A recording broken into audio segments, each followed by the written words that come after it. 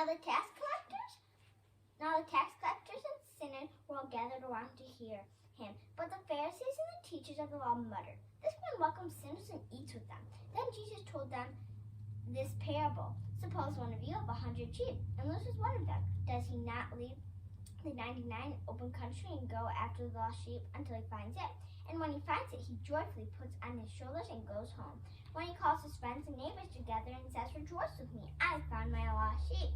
I tell you that in the same way there will be more rejoicing in heaven over one sinner who repents than over 99 righteous persons who do not need to repent." The parable of the lost coin. Or suppose a woman has 10 silver coins and loses one. Doesn't she light a lamp, sweep the house, and search carefully until she finds it? And when she finds it, she calls her friends and neighbors together and says, "Rejoice with me, I found my lost coin." In the same way, I tell you, there is rejoicing in the presence of the angels of God over the sinner who repents. Jesus tells the parable of the lost son. Jesus continued, "There was a man who had 2 sons. The younger one said to his father, 'Father, give me my share of the estate.' So he divided his property between them. Not long after that, the younger son got together all he had, set off for a distant country, and he squandered his wealth in wild living. After he spent everything, there was a severe famine in that whole country, and he began to be in need. So he went and hired himself out as a citizen of the country, who set him to his fields to feed the pigs. He longed to fill his stomach with pods that the pigs were eating, but no one gave him anything. When he came to his senses, he said, 'How many of my father's hired servants have food to spare, and here I am starving to death? I will set out and go back to my father and say to him, Father, I have sinned against heaven and against you. I am no longer worthy to be called your son. Make me like one of your hired servants.' So he got up and went to his father. But while he was still a long way off, his father saw him and was filled with compassion for him. He ran to his son, threw his arms around him, and kissed him. The son said to him, 'Father, I have sinned against heaven and against you. I am no longer worthy to be called your son.'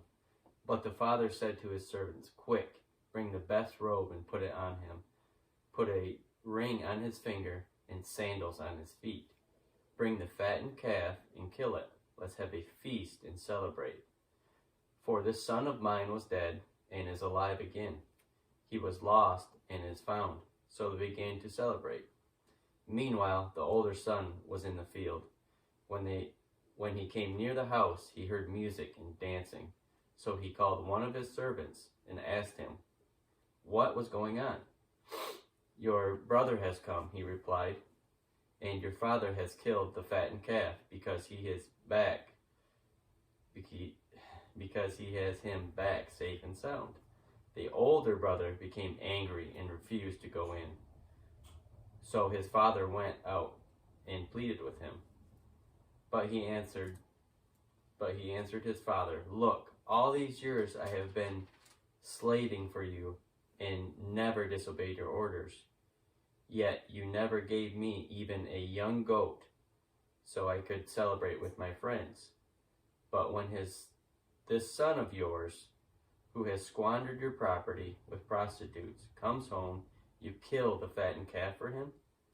'My son,' the father said, 'you are always with me, and everything I have is yours. But we have to celebrate and be glad because your brother of yours was dead and is alive again.